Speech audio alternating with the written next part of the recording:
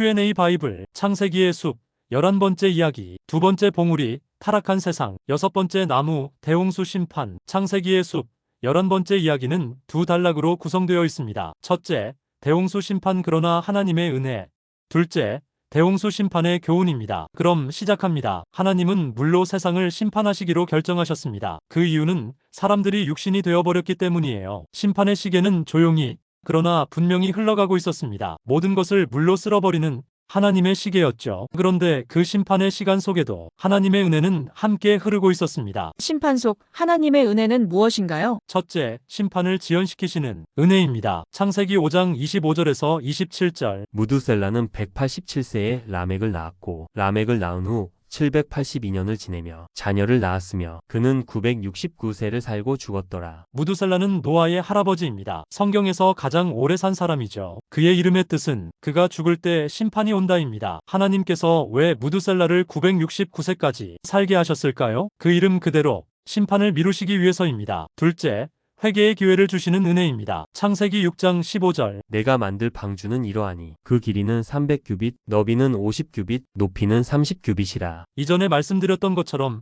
방주는 길이가 150m에 이르는 큰 배였습니다. 그런데 하나님은 그 큰 배를 산 위에 지으라 하셨어요. 노아의 가족 8명은 무려 100년 이상 방주를 지었습니다. 사람들이 물었겠죠. 아니 왜 산 위에 그렇게 큰 배를 짓는 거야? 노아는 아마 이렇게 대답했을 겁니다. 하나님께서 물로 세상을 심판하신다고 하셨어요. 방주에 들어오지 않으면 살 수 없습니다. 하나님은 왜 산 위에 방주를 짓게 하셨을까요? 누구나 방주를 보고 심판의 메시지를 듣고 방주로 들어가게 하시기 위해서입니다. 그런데 사람들은 노아와 가족을 조롱했습니다. 심판이라니? 웃기지 마. 저 가족은 미쳤어. 그러나 그것은 하나님의 은혜였어요. 구원을 위한 방편이셨죠. 셋째, 홍수가 시작된 이후에도 방주의 문을 열어두신 은혜입니다. 창세기 7장 9절 10절. 하나님이 노아에게 명하신 대로 암수 둘씩 노아에게 나와 방주로 들어갔으며 7일 후에 홍수가 땅에 덮이니 왜 하나님께서 홍수가 시작되고도 일주일이나 문을 닫지 않으셨을까요? 한 사람이라도 더 방주에 들어오기를 바라셨기 때문입니다. 하나님이 정말 원하시는 것은 무엇일까요? 요한복음 12장 47절. 사람이 내 말을 듣고 지키지 아니할지라도 내가 그를 심판하지 아니하노라. 내가 온 것은 세상을 심판하려 함이 아니요 세상을 구원하려 함이로라. 하나님이 원하시는 건 심판이 아닙니다. 하나님은 구원을 원하십니다. 요한복음 3장 16절. 하나님이 세상을 이처럼 사랑하사 독생자를 주셨으니 이는 그를 믿는 자마다 멸망하지 않고 영생을 얻게 하려 하심이라. 아들을 내어주신 사랑이 바로 하나님의 뜻은 심판이 아니라 구원이라는 증거입니다. 사실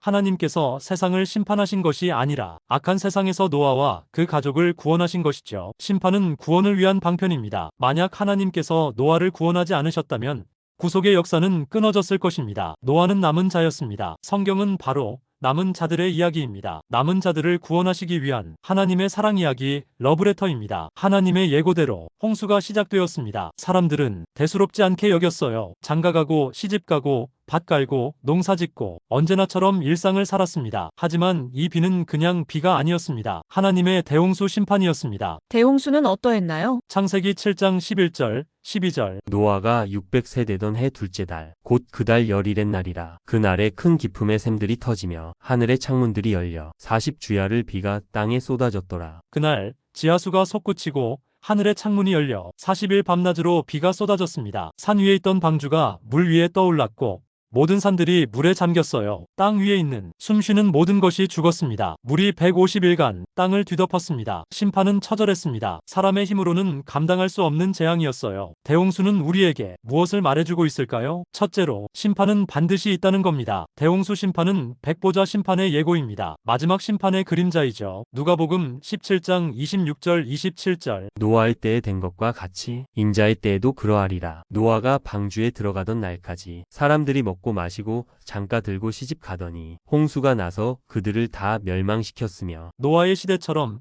마지막 날 심판도 반드시 있습니다. 사람들은 지금도 말하죠. 심판? 그게 어디 있어? 그런 말 믿는 게 더 이상하지 않아? 하지만 심판은 반드시 있습니다. 노아의 홍수 심판이 그 증거입니다. 둘째로 심판은 처절하다는 겁니다. 계시록 19장 15절. 그의 입에서 예리한 검이 나오니 그것으로 만국을 치겠고 친히 그들을 철장으로 다스리며 또 친히 하나님 곧 전능하신 이 맹렬한 진노의 포도주 틀을 밟겠고 주님이 다시 오셔서 진노의 포도주 틀을 밟으실 것입니다. 그때 포도즙처럼 흐르는 것은 원수들의 피입니다. 처절한 심판. 누구를 위한 심판인가요? 우리를 위한 심판입니다. 원수들에게서 우리를 구하시기 위한 심판입니다. 심판의 메시지. 복음을 듣고 방주에 들어온 사람은 구원을 받았습니다. 방주는 무엇인가요? 하나님의 품, 교회입니다. 우리는 하나님의 품 안에 들어온 사람들, 하나님의 자녀입니다. 남은 자, 노아의 후손이죠. 그렇다면 어떻게 살아야 할까요? 성경의 예고대로 심판이 있음을 믿고 하나님의 명령, 복음을 전하며 구원의 방주 곧 교회를 짓는 삶을 살아야 합니다. 이 삶이 하나님의 자녀의 삶,